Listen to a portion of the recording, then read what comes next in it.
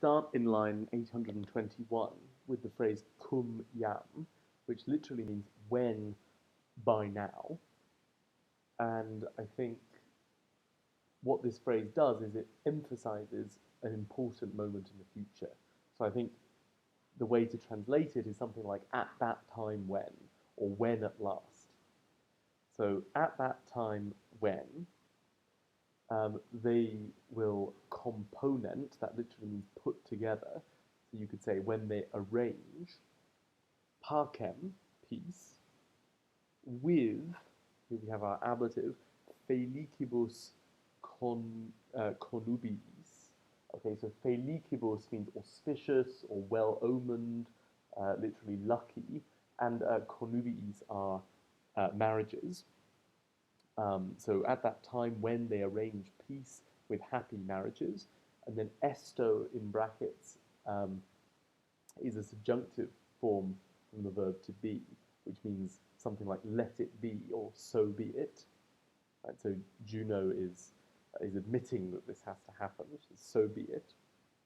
And then she says cum yam again, at that time when they will jungent, literally they will join, or you could say enter into, leges, laws, and foedera, treaties.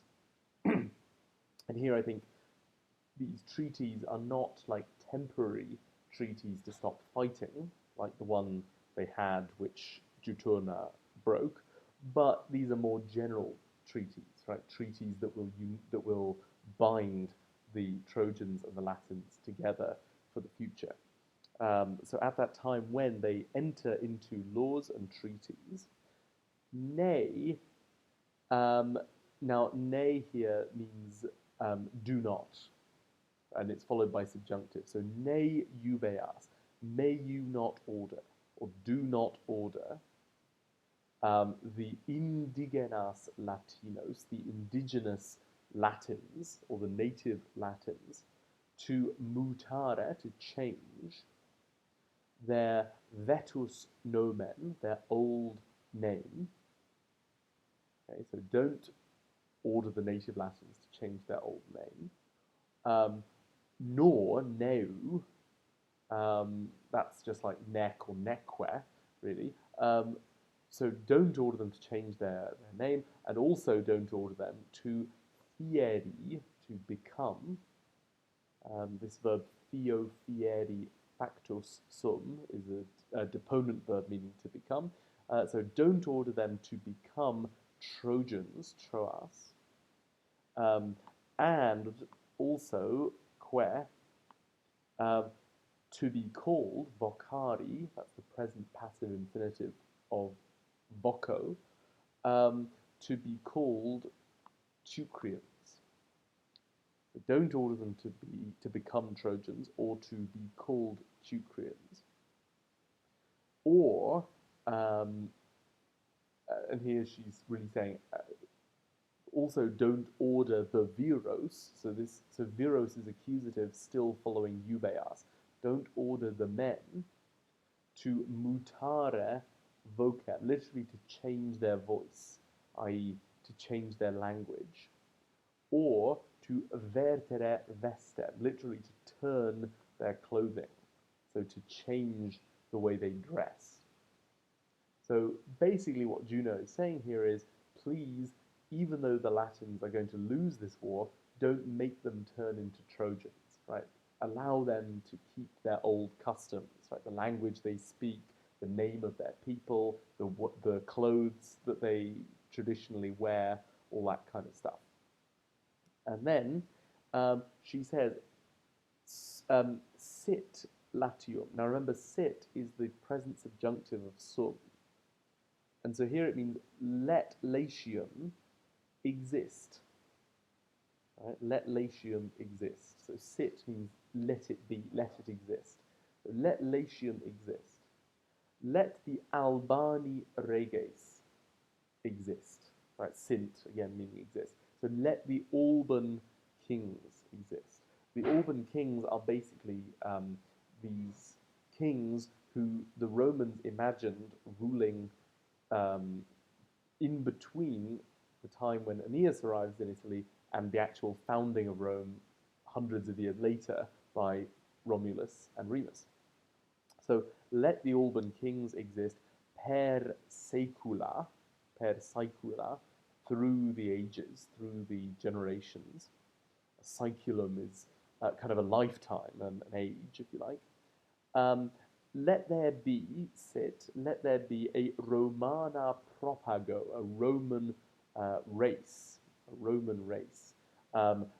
Potens, that means powerful, with Itala virtute, with Italian courage.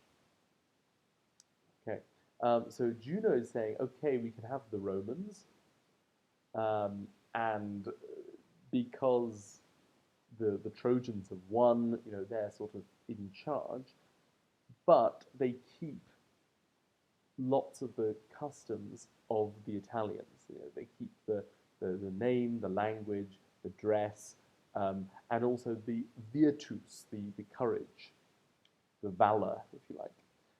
And then she says, Troia occidit. Troy has fallen. Troy has died. And, may you allow sinas, so sino means I allow, and may you allow, and then literally occidit. So that means literally that means may you allow that it should have fallen. In other words, allow it to remain fallen. Right? So she's saying Troy has fallen, so don't resurrect it. Don't try and set it up again. This is not Troy #2. This is a new project, a new Roman project, which will be not just a new Troy, but a combination of some aspects of Troy with some aspects of Italy. So Troy has fallen, and may you allow it to have fallen, cum nomine, with its name. Right? So this new city will not be called Troy, it will have a new name, which eventually, after hundreds of years, will be Rome. Okay, and then we get olli subridens. So subridens is a participle. It's now describing Jupiter, okay, because Juno's speech finishes with Troia. In fact, that is the last word that Juno speaks in the whole of the Aeneid. And then Jupiter is described as subridens, smiling on her, olli. Olli is that archaic form of illi. So smiling upon her, the repertor, the creator of men, hominum, and of things, rerumque. And then we have to imagine a word like dixit or something, because Jupiter is now about to speak. And this is what he says. He says, S means you are. You are the Germana, and that means the sister. It's a slightly high register, kind of poetic word, meaning sister. It's a bit more formal than soror. He says, you are the sister of Jupiter. Jovis is the genitive of Jupiter. And you are the altera proles, the other offspring of Saturn. Right? Because remember that Juno, even though she's the wife of Jupiter, she's also his sister. And so they share the same father, which is Saturn. Okay, so he's saying you are the true, and in my translation, I translated Germana as the true sister. Because what Jupiter's saying is, oh yes, you really are related to me, and you really are related to our dad, Saturn, because we have something in common. And he's about to say what it is that they have in common. He says, you are the sister of Jupiter and the other offspring of Saturn. And then he says, you turn about, you literally, you roll such great floods, tantos fluctus, such great floods of angers, irarum, under your breast, sub pectora. In other words, you have the same temper and rage as I do, and or perhaps in particular as our father Saturn did. So he thinks there's some kind of family resemblance here. Okay, and then he says, but come, verum ager. So verum just means but, it's a bit like said, and then ager is an imperative that means come on, or something like that.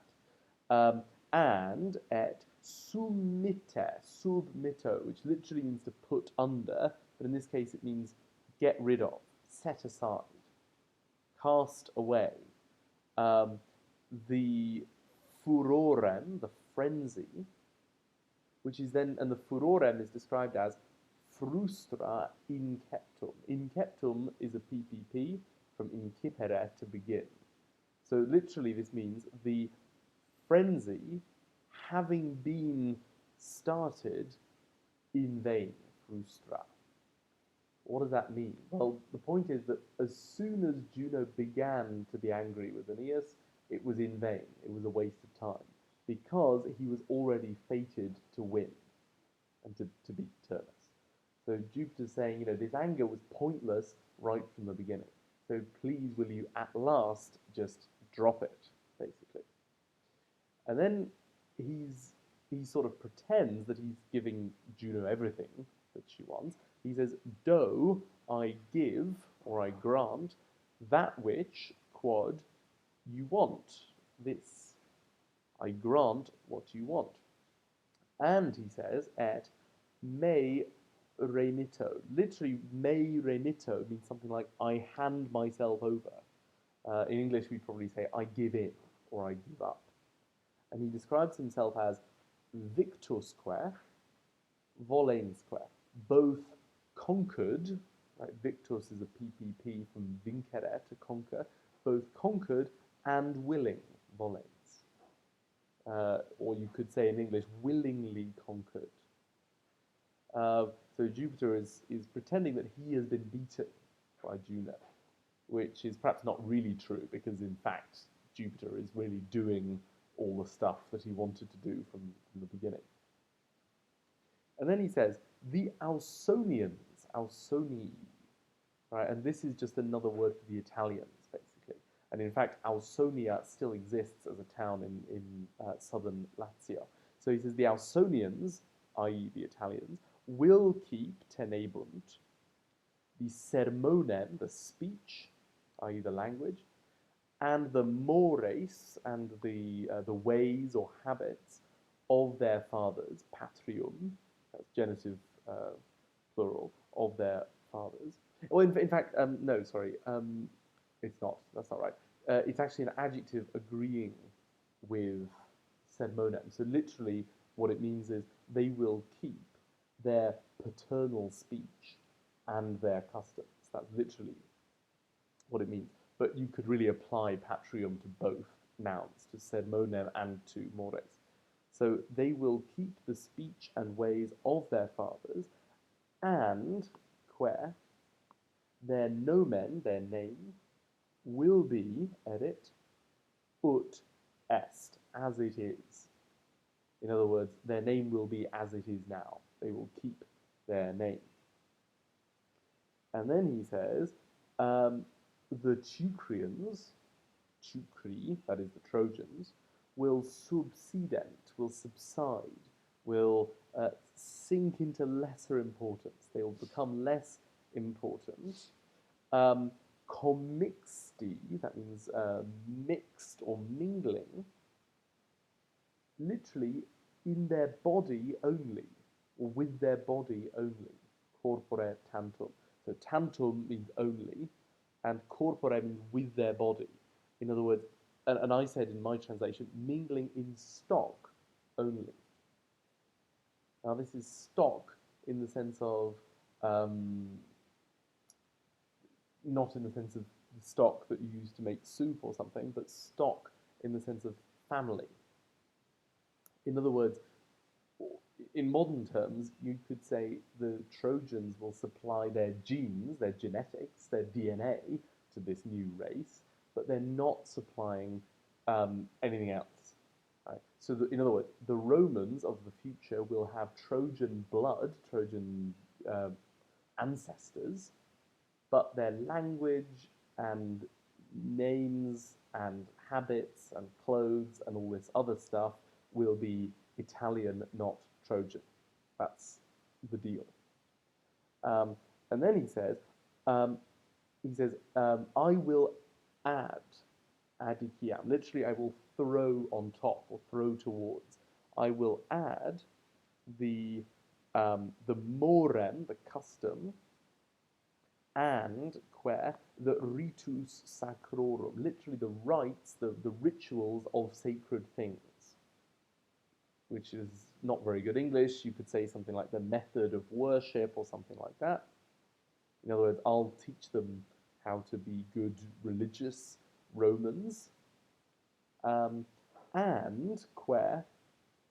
I will make them, faciam, future of facere, I will make them um, omnes, omnis, but in prose that would be omnes, omnis Latinos, I will make them all Latins, literally with one mouth, uno ora. In other words, speaking one language.